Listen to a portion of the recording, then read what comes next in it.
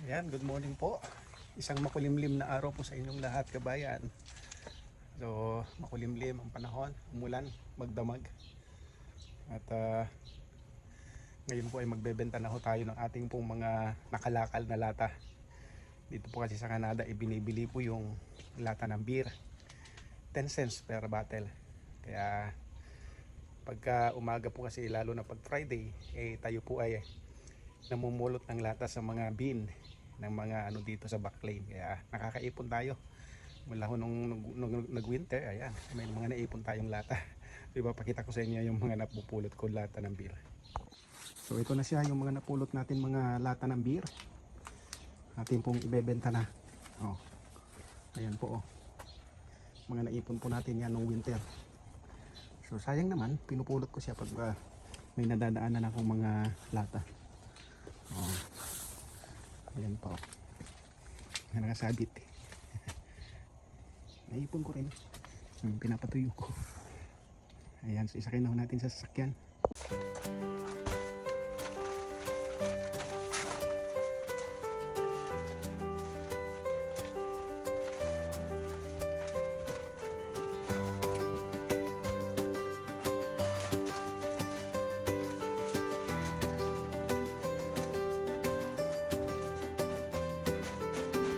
Adudag iti aldaw na piksa at trabaho ading gamalan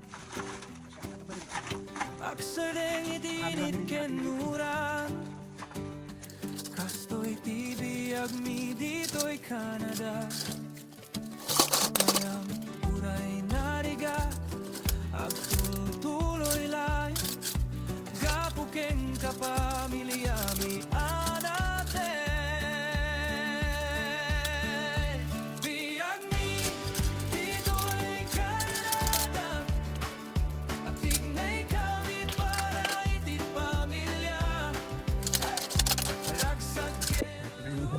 mapuno rin sa sasakyan na. Kaipon din. Ilang buwan. Dapat na buwan kabayan na pupulot tayo ng ganito.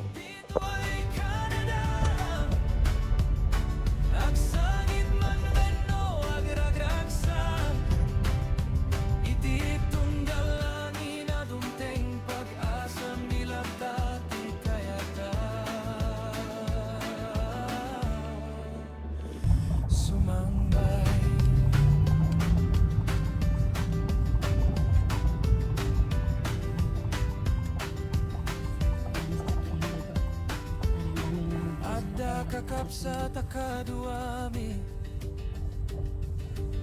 akararag iti rabi at tinulong iti amin na trabaho karkararag din nami iti pagnay di ay balay at nasaysaya pagtaeng antirag sa gaya uray at dalos akay kaysa sana dumteng tibutay biyag mi dito'y Canada at tignay kami para iti pamilya ragsaken luo parik na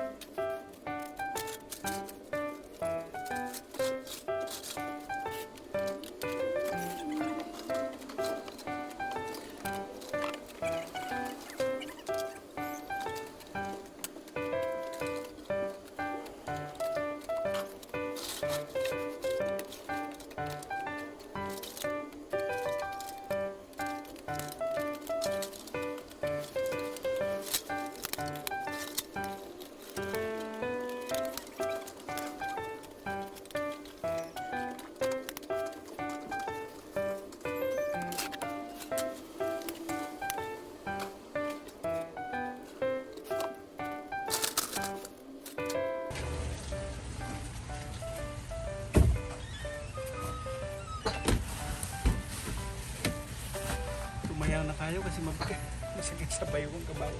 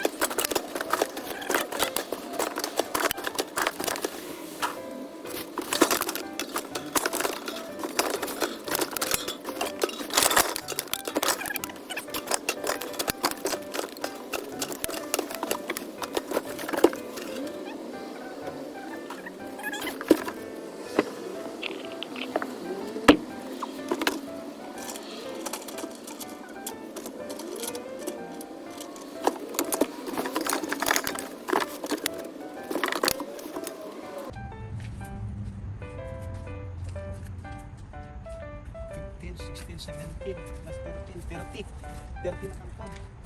So, kailan na natin? Kailan natin kung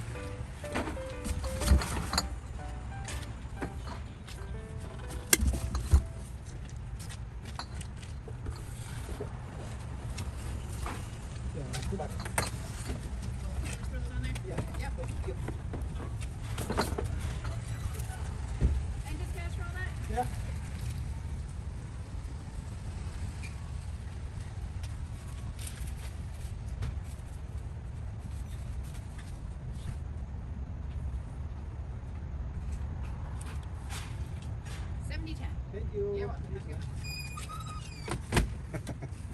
Oh, naka 70 tayo, $70. Doon sa 30 na ilan ba? 13 plus 15 29. Dito na 30 tayo. Ay, 70 pala. Okay, kamayan, tapos na. Ayan, tapos na tayo. Pinawisan din ako, kabayan. Kahit medyo malamig, pinawisan pa rin tayo. So tayo po ay nakabenta naman dun sa 13 plus 15 17 30 30 na tagta 24. Kasi 24 bawat isang karton. So nakabenta tayo ng how much? 70-10. Oh, birin nyo yan. Napulot-pulot ko lang sa labas. Saan ka kukuha ng 70-10? $70.10. Kita? Kahit pa paano. Magkano na yan? Makabili ka na ng 2 sakong bigas nito. Kung hindi naman 7 kilong baboy. Sobra pa.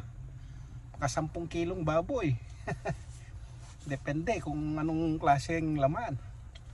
Okay, thank you. Tsaga-tsaga lang. Ay, ganyan lang talaga ang buhay dito sa Canada. Sarap. Okay kabayan, hanggang sa muli ho natin na pag-vlog. Thank you ho. Thank you po sa inyong suporta, sa panonood po sa aking munting channel. Salamat po sa inyong lahat. Ayan.